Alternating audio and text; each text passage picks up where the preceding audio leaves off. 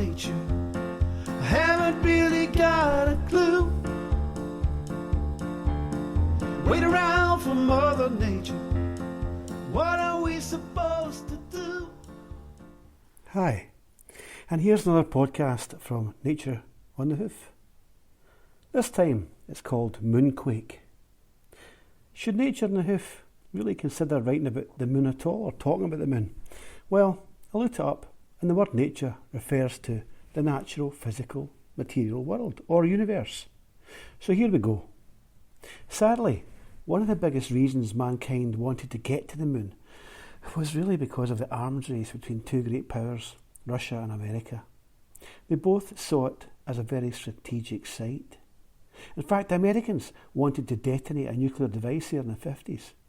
This was known as Project A119. But it was the Russians who got closest first. In 1959, the Luna 1 passed within a mere 5,905 kilometres of the moon's surface before going on to orbit the sun. Man himself didn't get there until 1969, when Neil Armstrong uttered those slightly misquoted words, "That's one small step for man, one giant leap for mankind." It isn't properly heard in the recordings from the time, but Armstrong says that he actually said, "one small step for a man."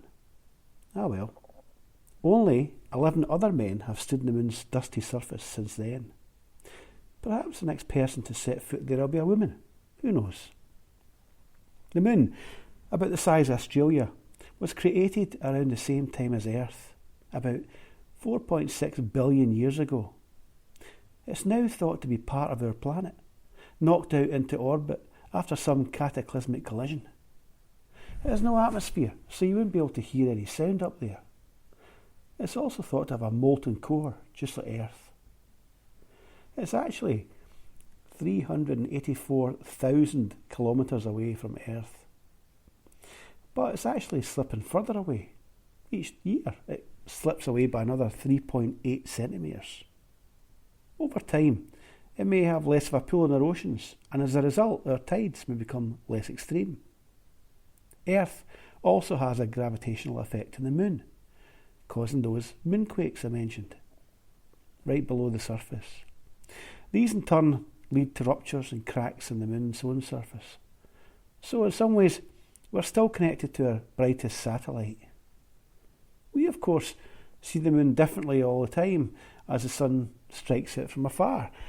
But it's a bit like, try to explain it somehow, it's a bit like holding somebody's face towards you while you stand on a revolving chair with a strong light blasting from behind.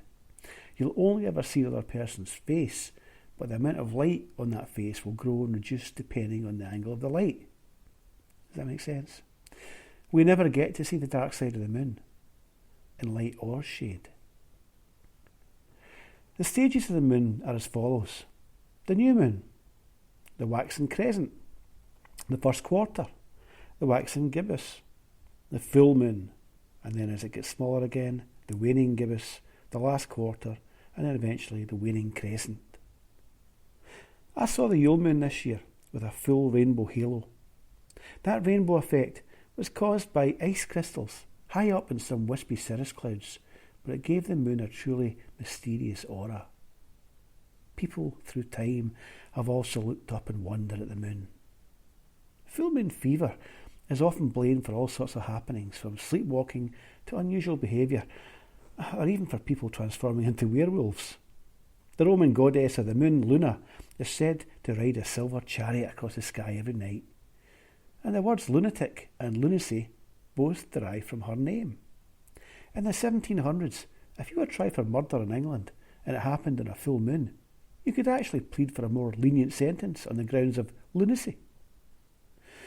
Some people think there are aliens in the moon. Even now, in these COVID-19 days, there are all sorts of conspiracy theories out there. One of the most prominent extollers of such beliefs was a man who lived about 160 years ago, a British composer and astronomer. He wrote of complex constructions and stunning cities in the moon. My favourite fantasy on this theme is the movie First Men on the Moon. I love it. Released in 1964, Lionel Jeffries is brilliant as a nutty professor who finds a giant ant-like colony under the moon's surface. Many civilizations think that the moon controls fertility. Civilizations, I should say, think the moon controls fertility. Perhaps as a result of the menstrual cycle matching up in days with the moon's own cycle. This may explain why many peoples of the past portrayed their moon deity as female. The Greeks had Selene, who became Artemis, while the Romans had Luna, who became Diana. They tended to change their names over time, these gods. But the link to our moon hasn't really gone away. Its importance is still prevalent in some of our current religions.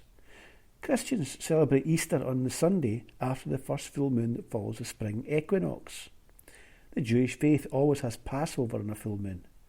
And the Hindu religion has its festival of lights, Diwali, on the new moon after the sun enters Libra. Many animals and birds are also thought to be influenced by the moon. Apart from the obvious ebb and flow of the tides and their effect on shore life, many birds are said to use the moon for migration. Other animals time the reproduction to coincide with different phases of the moon. Dung beetles have been shown to use the polarising moonlight to roll their precious dung balls in extremely straight lines. How about this one to finish up with? A species of Mediterranean plant called the joint pine produces liquid that reflects moonlight to lure insects. It's been shown that these natural little mirror balls can increase the uptake of pollen. Ingenious. Anyway, enough for now. That was Nature in the Hoof, Moonquake. So until next time, well, what can I say? Ciao for now. Might learn to live again, reunite with all our friends. On that day I swear I'll run back home into your arms, into your arms.